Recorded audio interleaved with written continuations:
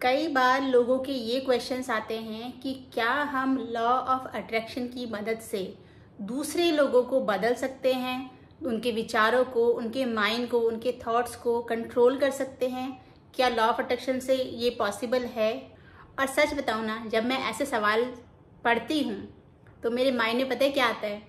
वो काला जादू में नहीं दिखाते, वो काली सी गुड़िया होती है, उसमें सुइयां लगा रखी होती हैं। मतलब मैंने मूवी में ही देखा है, मुझे नहीं पता रियल में ये होता है कि नहीं होता है, लेकिन मेरे माइंड में ना वही चीज़ आती है, क्योंकि उसी में ही दिखाया गया है कि दूसरों को कंट्रोल करने के लिए आप वो काला जादू की विद्या को यूज़ कर रहे हैं। और जो ये सवाल पूछते हैं, मेरा उनसे ये सवाल है कि क्या आपने लॉ ऑफ अट्रैक्शन को सही से समझा है? क्योंकि लॉ ऑफ अट्रैक्शन हमेशा यही कहता है कि you are the creator of your life. आपकी लाइफ में जो भी लोग आते हैं, जो भी इवेंट्स आते हैं, जो भी आसपास में आपकी लाइफ में हो रहा है, आप एक्सपीरियंस कर रहे हो, वो सब कुछ आपने ही अट्रैक्ट किया है, क्रिएट किया है अपने विचारों के जरिए। फिर चाहे वो कुछ ऐसे लोग ही क्यों ना हो जिन्हें आप पसंद ना करते हों। तो जब आप ही सेंटर पॉइंट हो, आप ही क्रिएटर हो अपनी दुनिया के, तो फिर आप दूसरों को क्यों चेंज करना चाहते हो? और मेरे हिसाब से सवाल ये इम्पोर्टेंट नहीं है कि दूसरों को कैसे बदलना है। सवाल ये अपने आप से पूछिए कि दूसरों को क्यों बदलना चाहते हैं आप।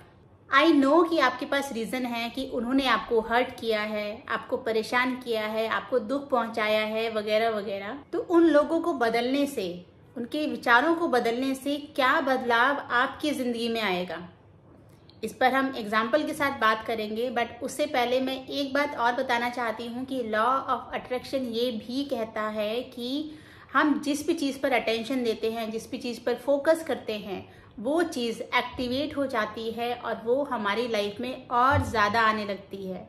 तो जब हम दूसरे लोगों को बदलने की बात सोचते हैं तो इसका तो ये तो बट ऑब्वियस है कि उनके बारे में हमारे अंदर कुछ ना कुछ नेगेटिव थॉट्स हैं। और जितना ज़्यादा हम उनके बारे में सोचते रहेंगे, उतना ज़्यादा वो नेगेटिव थॉट्स हमारे माइंड में आते रहेंगे, और जिसकी वजह से हम उस नेगेटिव एनर्जी को, अपने अंदर की नेगेटिव एनर्जी और उन लोगों के अंदर की नेगेटिव एनर्जी को और ज़्यादा एक्टिवेट कर देंगे, जिससे वो हमारी लाइफ में और ज़्यादा हमें दुख पहुंचाएंगे। क्योंकि लाइक अट्रैक्ट्स लाइक। हमने उनके लिए नेगेटिव थॉट सोचा तो उनके अंदर की और नेगेटिविटी को हमने एक्टिवेट किया और अपनी लाइफ में आने के लिए अलाउ किया, जिससे वो और कुछ ना कुछ ऐसे चीज़ें करते रहेंगे कि हमें और भी ज़्यादा दुख पहुंचता रहे। फॉर एग्जाम्पल, आपके रिलेशन आपके बॉस के साथ अच्छे नहीं हैं और उस चक्कर में आप कितना भी अच्छा काम कर लो, वो हमेशा कुछ ना कुछ कमी निकालता रहता है, और जिसकी वजह से आपका प्रमोशन भी नहीं हो रहा है और आपको अच्छा अप्रेजल भी नहीं मिल रहा है। तो अब आपके माइंड में क्या थॉट आएंगे? आप ये सोचोगे कि यार मेरा बॉस तो बहुत ही खड़ूस है, इसकी वजह से मेरी कोई प्रोग्रेस नहीं हो पा रही है।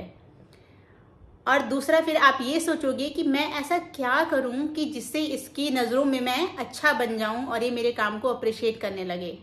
तो पहले केस में तो हमने इसके बारे में नेगेटिव थॉट सोचे, ठीक है, जिसकी वजह से और ज़्यादा नेगेटिव एनर्जी उसकी एक्टिवेट हो गई है और वो हमारी लाइफ में और आने लगेगी। मे बी वो आपको और ज़्यादा परेशान करने लग जाए।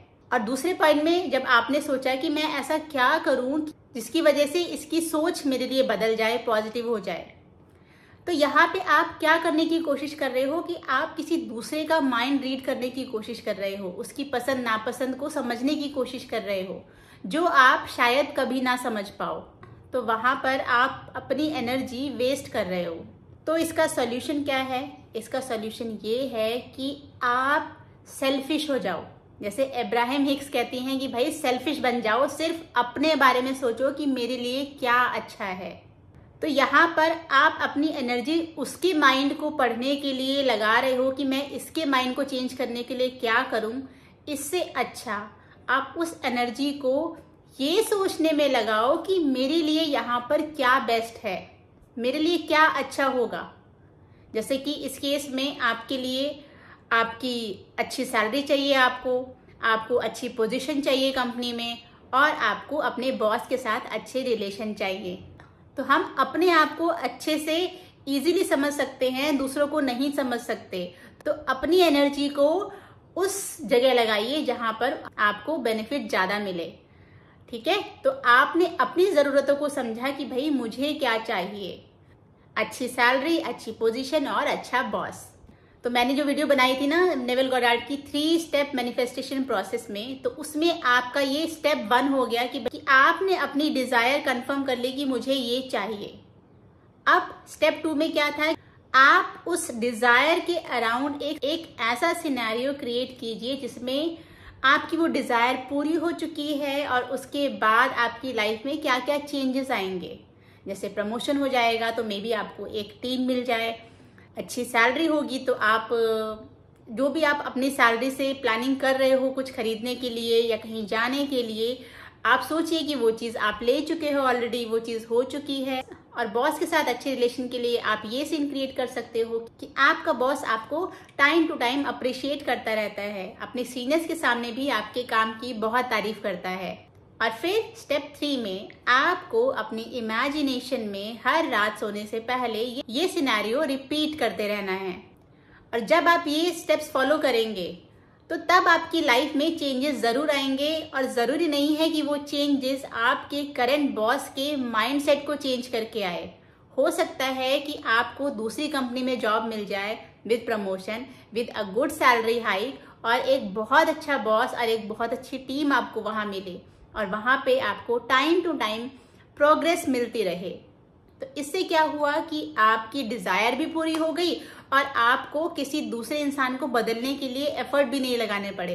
एक बात हमें बहुत अच्छे से समझना जरूरी है कि हम सब के अंदर, वो जैसे नेविल गॉडार्ड कहते हैं ना कि हम सब के अंदर एक गॉड पावर है जिसकी वजह से हम अपनी लाइफ में कुछ भी क्रिएट कर सकते हैं, कुछ भी। और जब हम इस पावर को दूसरे लोगों को बदलने के लिए, उनके विचारों को बदलने के लिए यूज करते हैं तो हम इस गॉड पावर को वेस्ट कर देते हैं।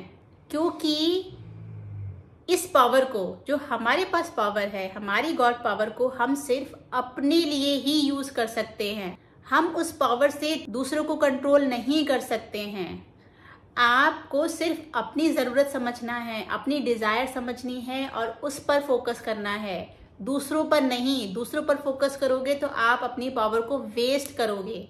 इसलिए इस पावर को बहुत ही समझदारी से यूज करो और अपनी जरूरतों को समझो। बी सेल्फिश, अपने बारे में सोचो, अपनी खुशियों के बारे में सोचो और फिर उन खुशियों को अपनी लाइफ में इस पावर के जरिए क्रिएट करो। आई होप आज की वीडियो आपको अच्छी लगी होगी और इससे कुछ ना कुछ लर्निंग आपको जरूर मिली होगी। Thank you so much for your time. Bye bye and take care.